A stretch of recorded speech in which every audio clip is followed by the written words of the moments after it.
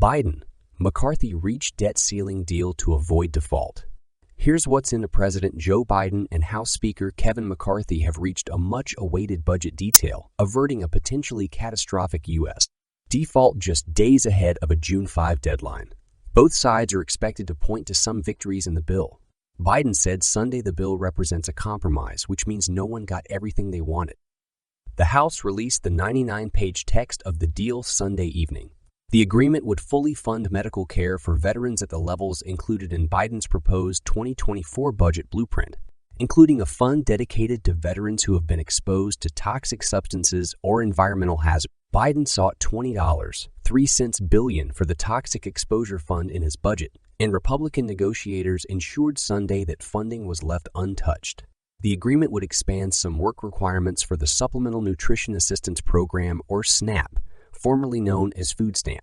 It would raise the age for existing work requirements from 49 to 54, similar to the Republican proposal, but those changes would expire in 2030. The White House said it would at the same time reduce the number of vulnerable people, including veterans and people who are homeless, of all ages who are subject to the requirements. The agreement would rescind about $30 billion in unspent coronavirus relief money that Congress approved through previous bills, with exceptions made for veterans' medical care, housing assistance, Indian Health Service, and some $5 billion for a program focused on rapidly developing the next generation of COVID-19 vaccines and treatments. The deal puts in place changes in the National Environmental Policy Act for the first time in nearly 4 decades that would designate a single lead agency to develop environmental reviews in hopes of streamlining the process.